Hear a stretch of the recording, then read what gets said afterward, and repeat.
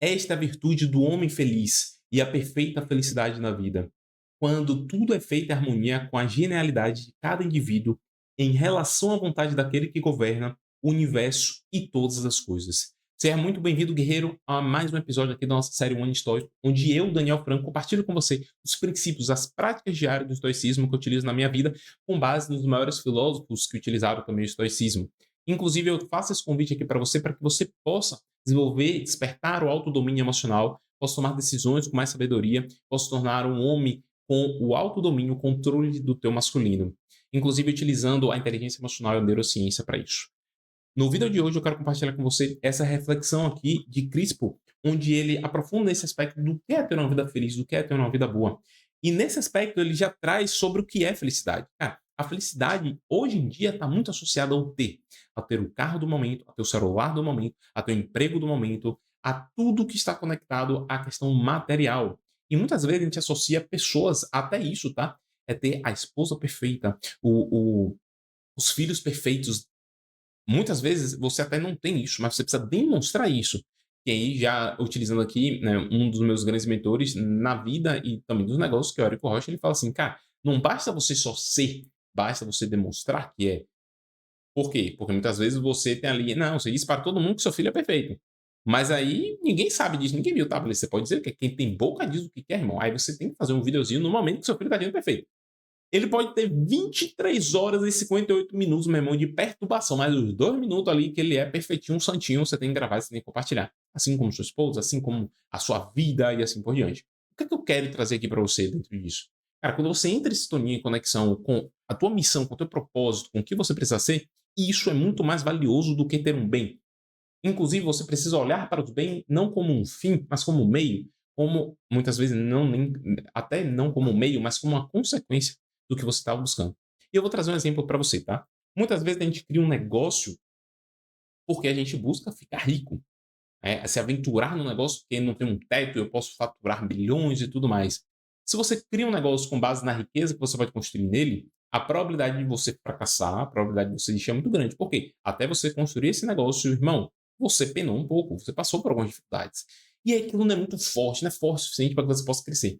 E aí entra a questão da causa justa, que é um dos princípios utilizados pelo Simon Sinek, que ele é focado, ele é especialista nessa parte de liderança, de comportamento, e ele aprofunda nesse aspecto, fala assim, cara, você precisa ter uma causa, algo que vai para além de você, o que liga completamente aqui com o que o estoicismo preza, porque o estoicismo ele foca no desenvolvimento pessoal, no processo do autoconhecimento, para que você seja a melhor versão sua em prol dos outros, ou seja, da tua comunidade. Não adianta você ser o melhor marido para você, você precisa ser o melhor marido para a tua esposa e para os teus filhos, vamos dizer assim, né? Um pai para os teus filhos. Você não precisa ser o melhor profissional para você, mas para você e para as outras pessoas. E muitas vezes existem pessoas, existem homens que crescem profissionalmente, fazem muito dinheiro, mas à custa dos outros. Cara, talvez esse não seja o melhor caminho. Obviamente, tá? E aí a gente tem um movimento hoje que as pessoas estão olhando muito para si, única e exclusivamente para o teu crescimento próprio. Não olhar para si em prol do crescimento do outro. E vem um aspecto aqui extremamente importante, tá? Quando você olha para o outro único e exclusivamente, no sentido de cara, eu vou fazer isso para minha esposa. Às vezes você pode abrir mão de você. Existe sim coisas que você vai escolher fazer pelo outro, mas quando você abre mão de você, em algum momento essa conta não fecha. E aí você vai se cobrar. Você vai olhar para você e falar assim, cara, eu abri mão da minha vida para aquela pessoa, e aquela pessoa, inclusive, é ingrata, aquela pessoa não gosta disso que eu fiz, ela não reconhece o que eu fiz e vê uma revolta dentro de você. Por isso que eu apoio, inclusive, eu direciono no aspecto de cresça pessoalmente, como pessoa, como homem, e através desse teu crescimento as pessoas vão beber desta fonte. Por quê? Uma vez que o outro não gosta daquilo que aconteceu, você não perdeu o seu tempo, sabe? Não vê essa frustração de eu fiz pelo outro e o outro não reconhece o que eu fiz. Você fez por você e como consequência o outro. E aí entra o aspecto da consequência. O desenvolver a empresa como consequência é fazer o dinheiro, não como fim. O fim da empresa é construir uma sociedade, uma comunidade melhor. Não só para as pessoas que estão dentro dela, todos os funcionários e profissionais que você contrata, mas para a sociedade como um todo. Obviamente, a empresa ela tem um objetivo, o objetivo de resolver um problema de alguém ou de algo.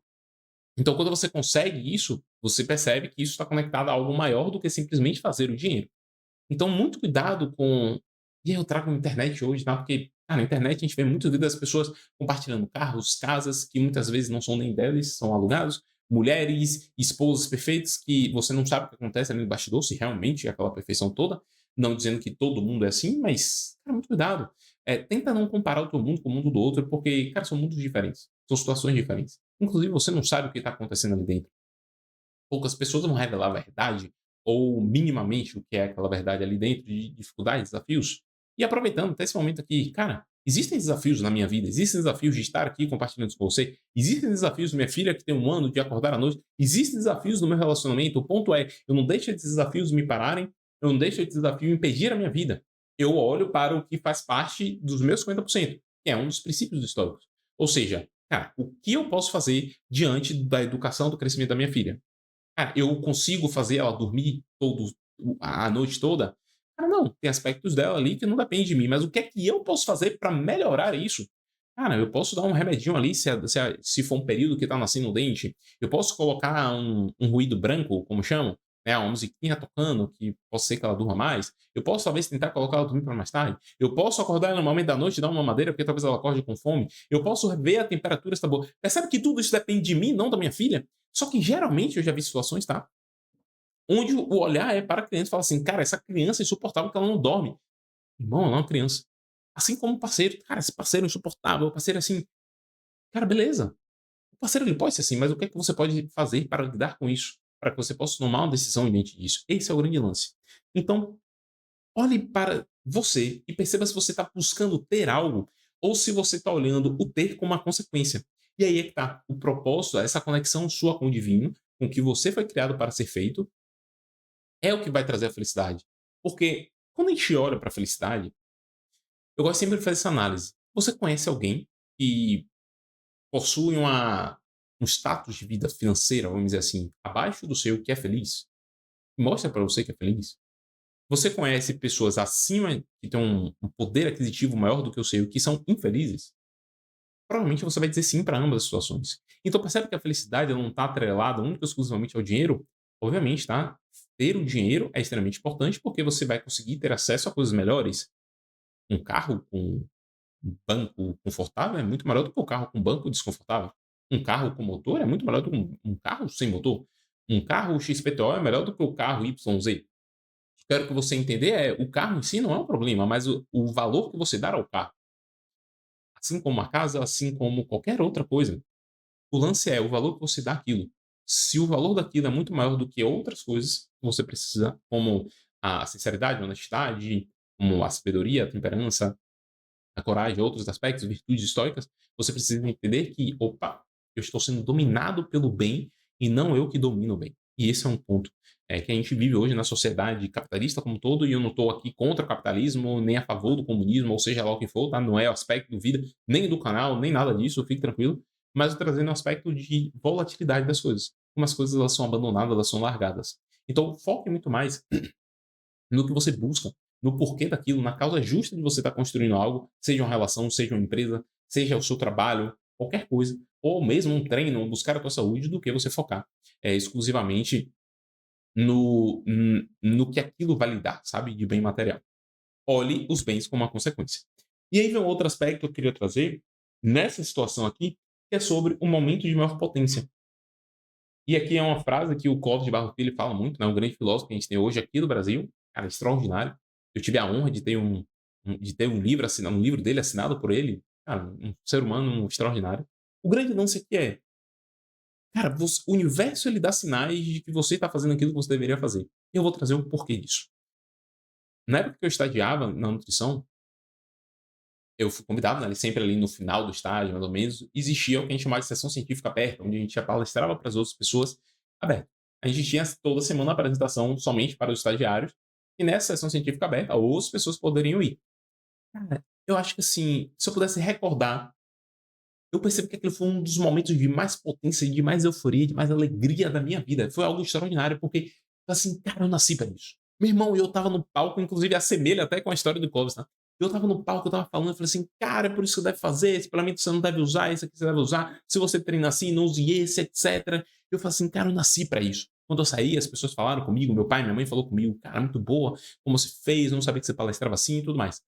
Eu falei assim: "Cara, muito bem". Não pelo que as pessoas trouxeram, eu acho que isso foi uma confirmação daquilo que eu estava vivendo, mas da experiência, a vivência em si. E eu tive esses outros momentos. Porém, ou seja, potência, conexão com o divino. Porém, existiu um momento na minha vida que eu abandonei os palcos, vamos dizer assim, e eu comecei a trabalhar nos bastidores. Cara, era muito bom também, eu aprendi muito nisso. E sempre existiu uma inquietação dentro de mim, falando assim: "Cara, construa algo".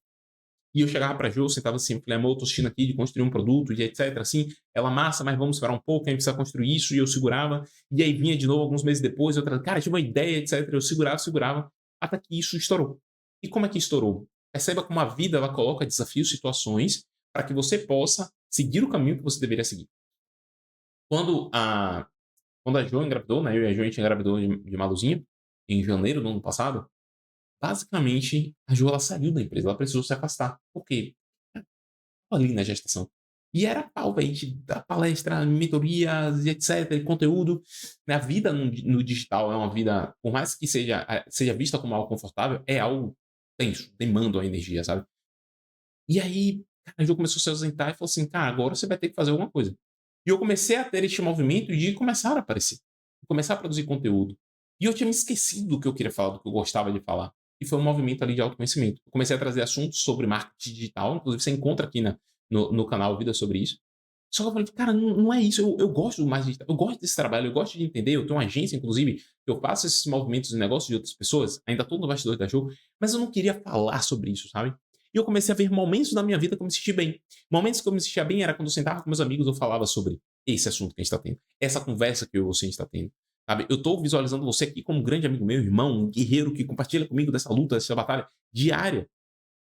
Porque isso me traz potência. E isso é o que me conecta. Eu falo assim: "Cara, é sobre isso". E eu comecei a fazer e eu não parei mais. Inclusive, a gente fechou há pouco tempo aqui 30 dias produzindo conteúdo diariamente aqui no canal sobre estoicismo. E foi fantástico. Eu não me senti cansado, eu não me senti cobrado por aquilo. Eu gostei de fazer. Obviamente aqui fazendo um ajuste, tá, vem um cansaço, vem ali os desafios, vem o dia que você fala assim: "Cara, eu tenho que fazer hoje", mas obviamente você fala assim: "Cara, é por um bem maior, é por algo, cara, isso é muito bom". Hoje mesmo foi um dia, não queria gravar esse vídeo, eu não estava afim de gravar esse vídeo. Malu passou uns 4, 5 dias, assim, sem dormir e eu falei assim: "Caramba, hoje eu acho que eu não vou gravar". Mas eu tinha que gravar os vídeos e subir os vídeos, eu tinha colocado na minha agenda que era o momento que eu ia fazer isso. Eu falei assim: "Cara, eu vou fazer". Eu comecei e ao invés de eu estar cansado, eu ficar mais cansado, era eu estava cansado e agora eu estou bem. Você percebe como é? Cara, isso é um sinal do universo, o universo ele mostra pra você, Deus, o criador, ele mostra pra você o caminho, aquilo que você faz e te enaltece, te engrandece, um grande direcionamento do universo dizer: "Cara, é isso aqui que você deve fazer". E não se preocupa sobre o que é, tá? Eh Muitas vezes a gente acha que aquilo que a gente pensa, aquilo que a gente quer fazer é boba, é besteira. Ah, não sei. Eu estou desenvolvendo um outro projeto que vai falar sobre essa parte de jogos, etc., que eu utilizo. Eu vou trazendo uma perspectiva não de oba-oba, etc., mas trazendo esses conteúdos aqui. É um projeto com meu irmão, é uma coisa que eu curto, é uma coisa que eu utilizo para a vida. Inclusive, muita coisa eu aprendi na vida. Inglês eu aprendi na vida por conta dos jogos. Reflexões que eu fiz na minha vida veio através dos jogos, porque ali existe toda uma estrutura por trás. E eu falei assim, cara, não há nada de bobo. Eu sempre quis fazer isso, mas eu tinha vergonha no sentido de falar: "Cara, eu vou falar sobre jogos, o que as pessoas vão achar de mim?". Até que pouco tempo eu estava conversando com um cara, eu falei assim: "Cara, você joga?". Ele falou assim: "Cara, então eu jogava, eu acho massa na equipe lá, na galera da empresa, a gente juntou, mas porra, velho, eu não sei, eu parei". Eu falei assim: "Irmão, volte a jogar, velho, porque isso preenche você de alguma forma, isso te faz desenvolver, sabe". E pelo amor de Deus, jogar não é tigrinho, irmão, isso aí não é jogo, né, isso aí é uma forma de extorquir as pessoas, destruir famílias, enfim, né. Eu tô falando ali do videogame, etcétera. Inclusive eu tô agora meu sobrinho começou a jogar um jogo chamado Hollow Knight, eu comecei a desenvolver a jogar também. Eu falei assim: "Cara, vou jogar também, vou compartilhar com ele". E aí tem uma psicóloga que ela fala assim, eu vou compartilhar aqui, obviamente, o conteúdo dela, que eu acho fantástico, que se chama Luísa Guerra. É Liz Guerra, Luísa Guerra, alguma coisa assim. Eu sei que o sobrenome dela é Guerra. E ela utiliza os jogos para fazer essa análise comportamental com base na neurociência e inteligência emocional. Cara, é fantástico. E esse jogo ela tinha feito uma análise e falou assim, velho, como ele debate o processo de estar sozinho, de depressão, toda a questão do som, toda a questão do jogo, da história, etc. Eu falei assim, caralho, eu vou jogar esse negócio. Meu sobrinho quis comprar, eu comprei lá, baratinho. E eu comecei a jogar. E eu falei assim, cara, que massa. Um movimento de conexão. Então percebe que o mundo, ele traz pra você. Talvez tenha coisa na tua infância que você fazia que hoje você não faz, né? Mas porque você acha que é coisa de criança, cara, não é. Obviamente que você não vai trazer o olhar da criança ali para aquilo. Você vai trazer o olhar do adulto para direcionar para adultos, né? Ou talvez até para criança.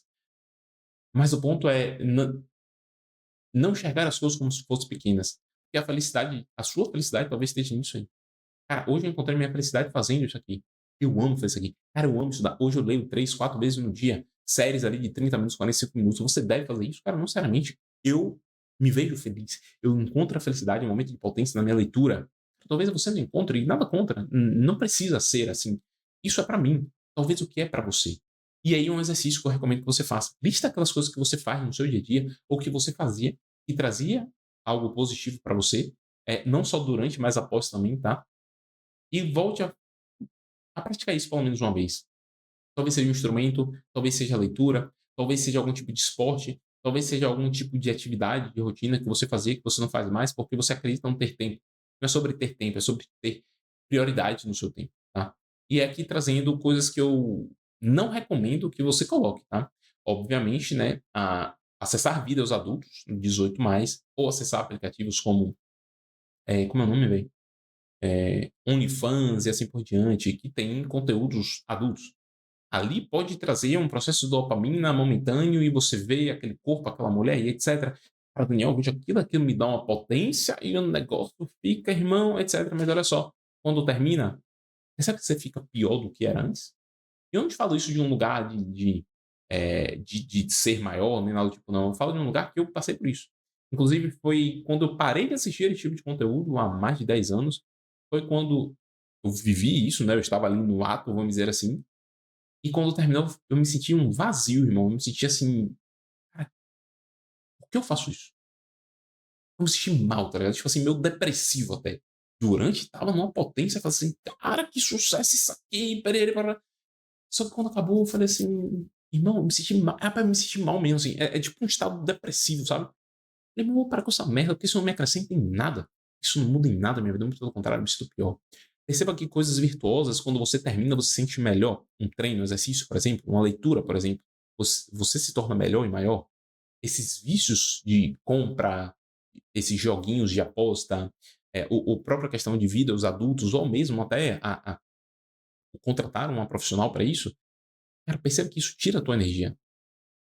Então, olhe bem na sua lista, tá? Quando você construir, pelo amor de Deus, não coloque essas coisas não, porque vai ser pior para você.